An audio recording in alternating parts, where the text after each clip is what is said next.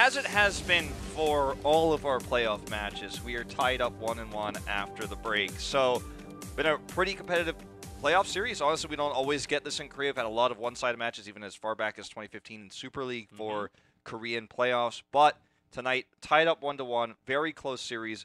Very sloppy series, if I'm honest, so far. But it's been tense. It's been exciting. Yeah, it's been exciting, and there has been some counter drafting and team playing strategy. And macro-wise, BlossoM really got control of their map and got the cursed win. And I think they really controlled that one really well by delaying the first one till level 11, the first tribute, or 12 almost. Yeah, it was. And then it was actually late. losing the second one, and then coming back with their own, because the third one they knew that has to be on their side. And that they had that all planned out. It felt like with the macro that they were having on the minimap, as I can tell, they really had that mind going through, and then they let that curse go almost. Yeah, they got the kills on the first curse, so the first curse was going to be worthless no matter what. And at least Tempest was able to get the curse, because if they had lost, if they were cursed against them, and their members were dead, it would have been even worse, and the total control of the map would have gone to BlossoM. But very tense. So I'm not sure what map we're going to yet. We're going to have, that's going to come up very soon to us, but very likely it will be BlossoM's map pick. Tomb of the Spider Queen's their go-to. It's removed. I wonder if they'll pick BOE. It's been a favorite for them for a while, and it's been really popular right now. It's like a very easy map to pick because it's not, it's a very balanced map. Like the best team always wins on BOE, in my opinion, and it's not always snowballing usually. Oh, best team wins in every map. Wow. Yes. Yeah. I mean, the best team always wins. Obviously, that's how esports works. It's the playoff, and if I'm just saying, like, if you pick Cursed, for example, sometimes things can snowball like crazy. Yes. And if you mess up one part in the early game, like, sometimes things can snowball out of hand. There's some maps that are snowballing, but I mean, in BOE, you can come back. They're going to go to Towers of Doom, though. And it is their map pick. I was only dreaming of that Braxis Cho'Gao once more from BlossoM. Well, Man can dream, okay? But it is going to be Towers of Doom. And this one, previously the Haka was banned. Maybe it will be banned once again. And Tempest was trying to really control that global in a way, but Falstad the Haka banned, which is very rare. I don't think that ever happened in 2018 in Korea. Both globals being banned. Yeah, well, it's just very intelligent drafting, because they know that with the Dahaka ban, it's very obvious that Falstad was the go-to, and they didn't get it. Garrosh insta-ban this time. No more of this. That was the problem, yes. What Tempest will be thinking, because they oftentimes thought they were going to kill him, but he sustained so well with that Stukov. So, Maiev once again. Is this tier list syndrome, though? Stukov's taken away already. Do we just see the Junkrat follow-up here? Like, I actually don't like anything about the Maiev first pick in this meta anymore. Maiev has actually dropped down to a very low win rate. I think around 45 now. Also in popularity compared to Phoenix, of course. After lots of nerfs, Maiev is actually in an okay one. I would say you really have to draft around Maiev, and still there are lots of counters. Maybe we'll just have the same bends. Tehaka Falstad once again from both teams. But for BlossoM, it is not the same. They do not have a Garrosh anymore. Maybe they are the one who has to pick up Johanna now, because other than the one that can actually self-cleanse, it's really hard with the Stukov for the tanks to be safe against those Umbral binds from Maiev. With the Anubarak pick instead of Junkrat, I think we might see a Falstad ban again, because that's saying to me, like, we're keeping that option open, and they ban it again. I think Tempest is like, God, well, they figured out our one-dimensional playstyle. Look at Science Face. It's very clear that this was the plan, but BlossoM sees through them as easily as you and I can just from watching the draft. It's been a playstyle they've used since 2016, and they brought it back this season. It's been very successful for them. And Junkrat Malfurion is the obvious pick every time. And when you show the Anubarak instead, it basically screams, okay, we want to run Falstad. And I want to say that I think if you really wanted to run the Falstad, you should have picked the Falstad over the Anubarak here. With Medivh still open, they ban the Diablo to weaken that play. Obviously, Diablo's still quite strong in general, but tank choking a little bit like you were talking about in game 1 at the same time. And Medivh was also open. That's why they were considering that a little bit. Is it me, or does the screen look darker after that black for a second? Yeah, but it might just be our imagination, I'm not sure. It's a big black hole in the middle where BlossoM's about to pull their heroes into the Nexus. That's how you join the Nexus, by the way. It's not that Blizz Heroes tweet that comes out where it's like, ah, he's coming to the Nexus. It's actually, you get pulled in the draft. That's how heroes come to the Nexus, G-Clef. Who are they going to pull in this time? They need a tank, and they need a solo laner. Oftentimes they have to kill them in the story first, right? And then they come into the Nexus. Sometimes. Sometimes. Oh, So, still a Medivh? Medivh Sonya is still a very powerful rotation. They don't have the Diablo. This looks very much similar to their first draft, but they have Hanzo instead of Tracer. This draft has more complexity. It has more sustainable damage with the Hanzo.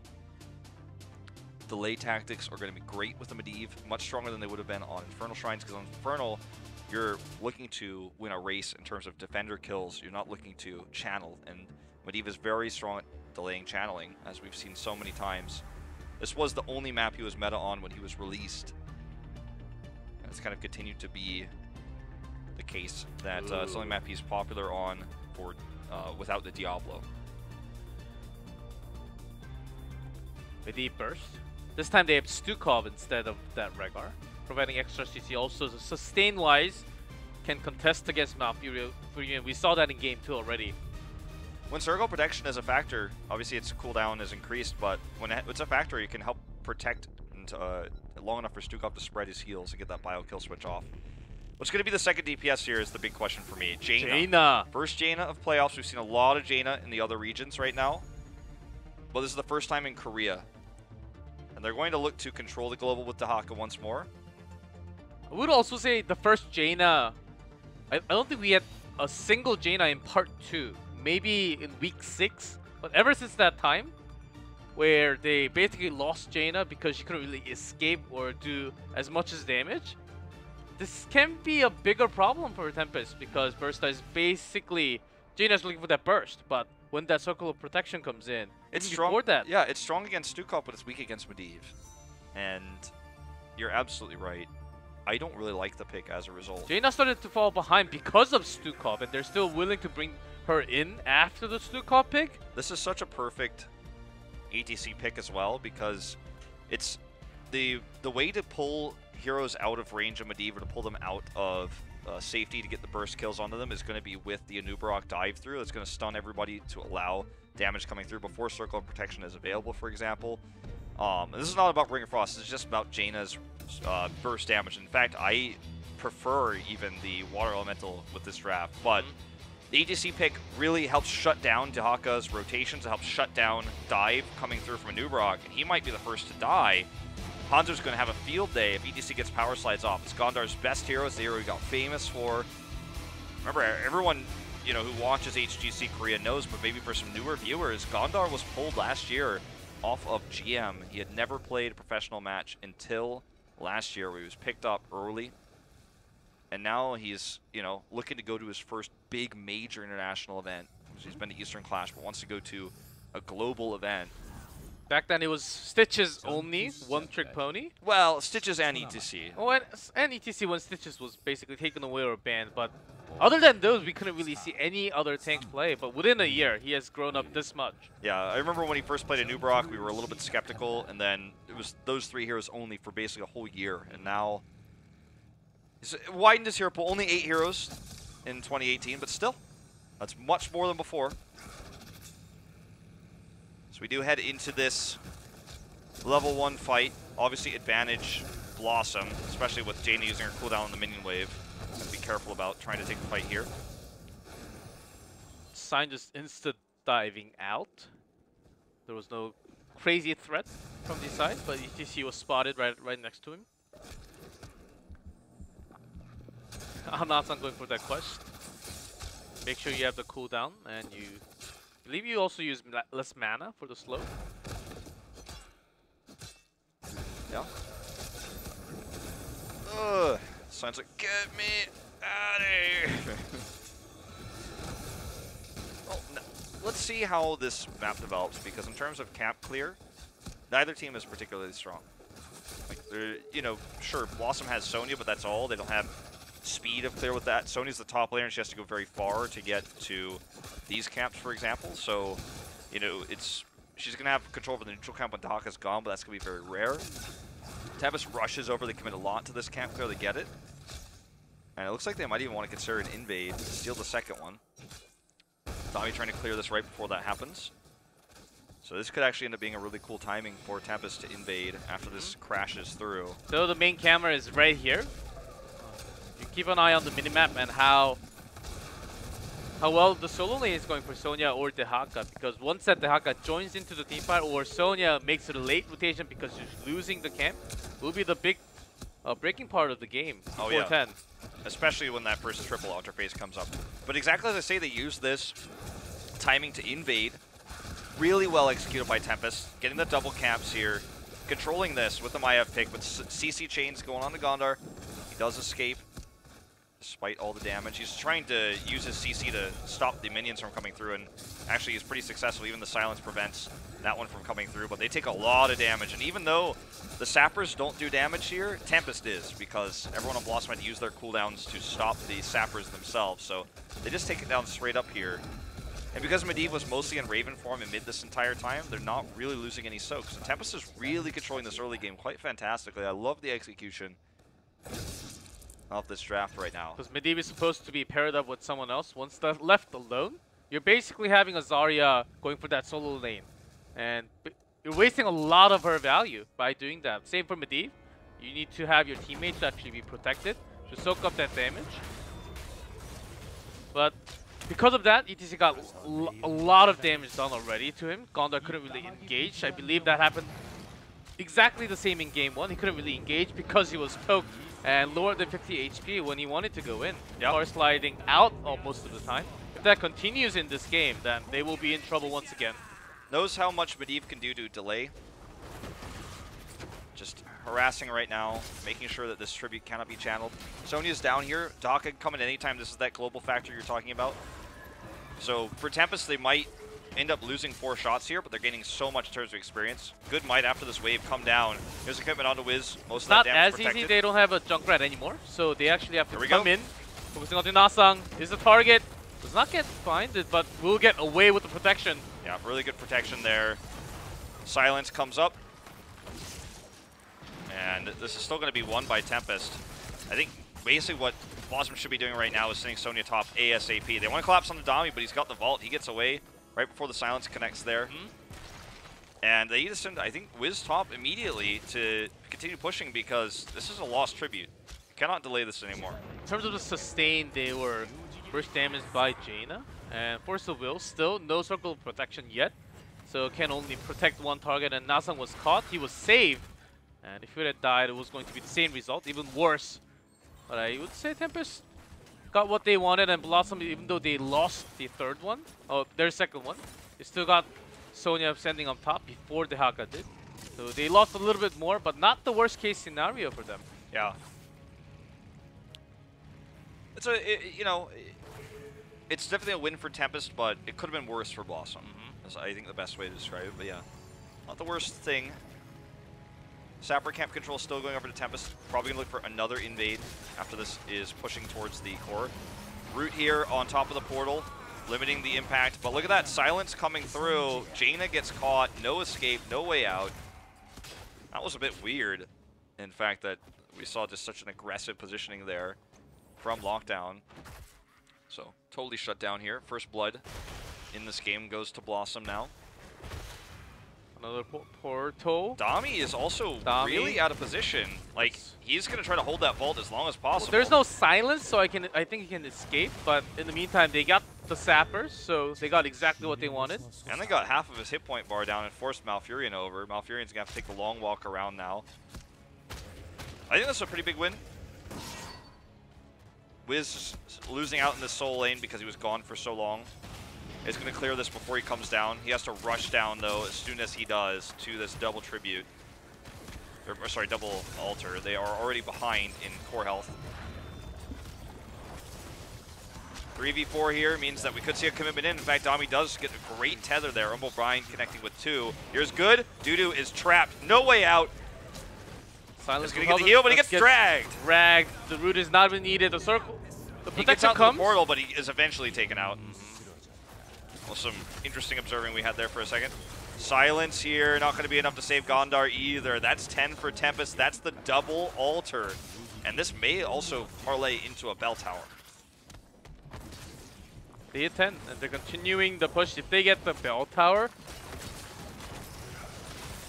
it's not just a little too bad for them. It's actually, can they actually take that power back? That's the thing. If they want that back, they have to bring Sonya at bottom, which she should be clearing top instead. So in terms of the rotational work, BlossoM has to make some smart rotational move if they want to catch back into the game. Well, Sonya was luckily able to grab that top camp very quickly. They're going to have 10 now.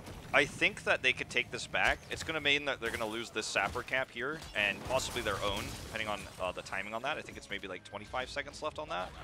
So they're probably going to lose 2 Sapper camps, which is frustrating. But they should be able to take this back with relative ease. Sonya can come down. She already is because that camp was taken in the top lane. Comes a dive, though. Gondar's again caught. Does use this portal to get away. Bind onto NaSung. Oh, look at this. Stukov just totally shutting down this cage. NaSung pops his heal early. There's the cocoon. NaSung almost dies. No protection, and Malfurion Moonfire will just take the kill. Such a very late leyline seal. Not going to be able to accomplish anything here. And this actually might be some sappers going through. Yep, 3 shots. 3 shots. All 3 of them. Very well played. Oh, the B steps coming through. They know that the Raven is watching. They want him to see how much this game is in control of Tempest right now. They want to remind him how far behind BlossoM is. That was just really well executed by Tempest. The cage comes up. Sure, the slap comes through from Stukov to get them out of there, but it was too much. They couldn't actually get into position. The bell tower is still controlled, so they can't fight under it. The minion wave was pushed, so they're basically fighting under a keep. Should be able to shut this one down. Maybe they want to push this one in a little bit more. I was actually thinking right after the altar, just giving this one up and going for the boss play. But instead they came down here to protect, because they have the sustain. And burst damage Jaina so far has been working pretty effectively. And it's before they have the circle of protection, so they want to have their lead before that 13 level is hit by BlossoM. It's just so difficult to retake this bell tower because they don't have a global. They can't split off. Sonya has to be here, like you were saying, to take it back. And eventually they just realize, okay, we're not getting this back. We have to send Sonya top. We have to have 3 lanes of soak. That's the only way. Oh, look at this follow-up CC on a Gondar. He gets away, but he lost all of his health. They're not even able to touch this bell tower. Lockdown playing with fire does complete his quest through this move. But very risky positioning there. To soak up the experience, Medivh is not here. That's the thing. They will lose the sustain. They can't just keep up with the 3-man they have. Sonya's up top. So she has been pushing for such a long time, but not really getting anything done. The thing is, like, they're narrowing the EXP gap, but Tempest doesn't care about experience as much as they care about this bell tower. That's what they're showing us here. So they're losing a soak, but they still have control of the bottom part of the map, which is where they can continue to threaten with these sapper camps. Wiz comes over here, takes this, good can't deny, misses the drag, unfortunately. So map control to BlossoM, but the bell tower means that the greater map control is always going to be there, because they'll eventually have to clear this.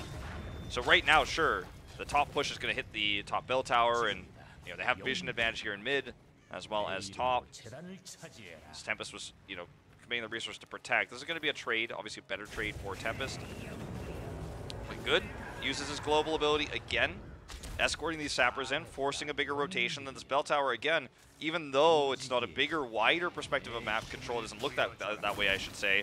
It is, because it forces big rotations down, and that is a dead Hanzo. See you later. Sign stuck in this kill zone. Great job by NaSung. That was all him to get that kill in the kill zone. Leyline seals up. Mosh pit, not gonna happen. Insta silence, blow up there. Kill picked up by Dami there, and not much to follow. Lack of damage. Wiz joins the party a little bit late again. With Sonya has been powerful in the lane, but in terms of macro, how they want to rotate one out, when they were late in the macro, they are not really providing any solutions of coming back into any games against Tempest. They did it against Miracle, but it is not the same team today. No, and in the previous set of Cursed Hollow, Tempest made some critical mistakes around Cursed Point that allowed BlossoM back into the game. Towers of Doom doesn't work that way. Lockdown, playing very aggressively today. He's actually costing his team big on this Jaina, I think. He's gotten away with it most of the time, but even with Ice Block ready now, he gets totally destroyed. And this is finally the first chance BlossoM has to break out of here without that extra burst damage. They're going to actually send Sonya to control the top altars, delay after grabbing this mid soak, and they do retake the altar. So Lockdown's mistake, in terms of greed in his positioning, gets BlossoM a little bit closer to evening out this game, but they're definitely not even yet. They're going to need to control both of these top bell towers while also delaying bottom. Let's see how Deaka wants to be playing this one, because Jaina spawns at the same time. Only 1 second off as the altar spawns just now. Jaina still needs a lot of time to come back. Trading top, looking to win the bottom fight while Jaina isn't here. Jaina can port mid. It's coming down now, but for a second it is 4v3 here. As Deaka joins the team fight, gets a drag. Great face melt. Cocoon here, well placed as well. So Gondar, I don't think he's getting out of here. He's going to be CC'd to death and burst. Look at this. Portal comes in, but he cannot take it. Oh, Twilight Dream just to guarantee. Drag comes in here to Modern Life. This game is very quickly being taken away from BlossoM. Leyline Seal helps them escape. They do retreat back to the safety of their bell tower, but this is going to be a 1 altar phase for Tempest. They will grab these 4 shots, putting BlossoM down to 5. Luckily for them, that means that a boss will not kill them. It will still require 2 objectives to grab the victory in this game, but BlossoM needs to win every single fight from now on. They cannot lose anything. Without the ETC, they can't really take this one back. 5 shots next time, next altar. Well, next altar now they lost his bell tower. Next altar will be game over. They don't even have to go for the boss, because we saw that last time, BlossoM, when they tried to come in, they couldn't even come in. ETC taking too much damage once again. And they're not really staying together, not really... They have done that before, but today they're not really gathering up too much. I don't think they are trusting Modern's Force of Will as much, for some reason.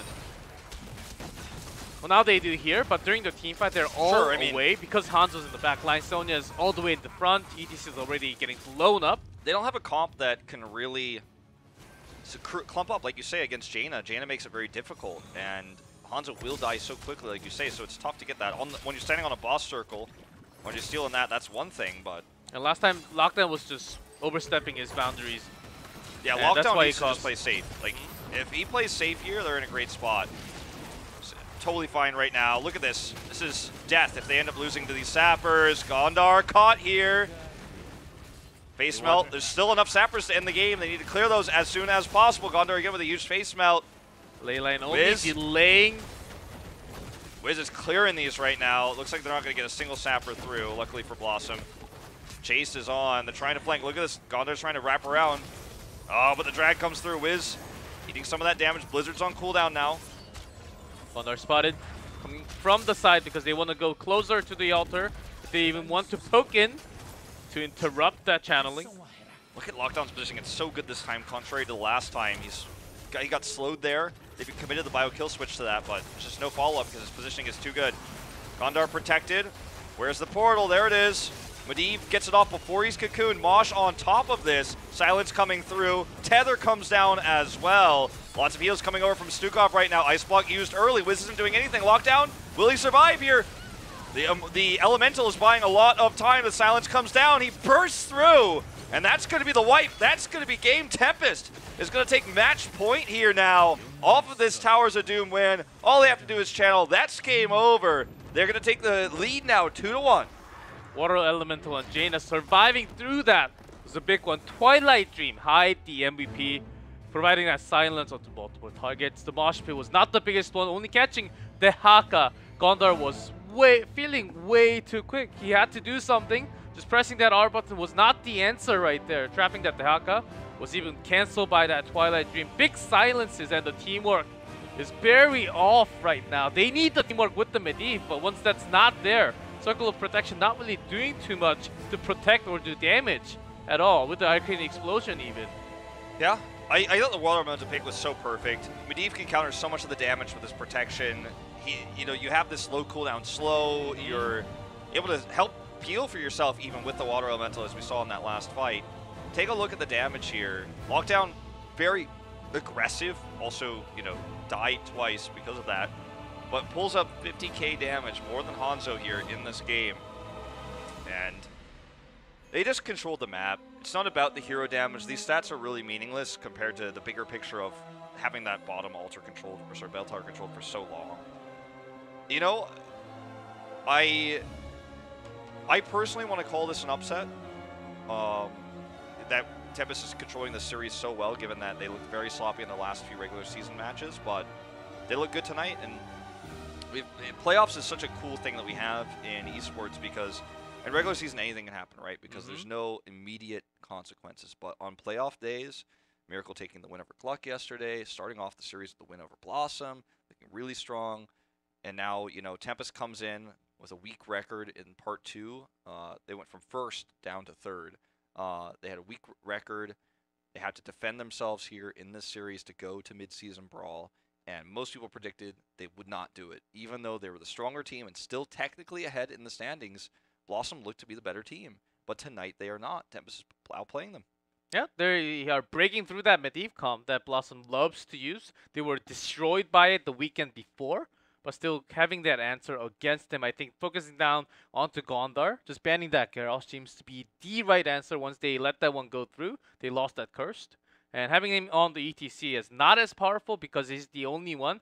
I feel like BlossoM's weakness is really coming in because Wiz likes to go aggressive. Sonya, of course, a very steady damaging bruiser front line, but not as much as Arthas. The 2 tank, 2 assassin, 1 support seems to be the way of BlossoM with the Medivh, not really providing that kind of team comp. It's really hurting them right now. In both Medivh games, they just could not get into position. They could not fight. The portals were always used defensively. I don't think BlossoM should be going to the Medivh pick right now without Diablo. Diablo has a huge gap closer with his charge, where you can get in, guarantee a stun.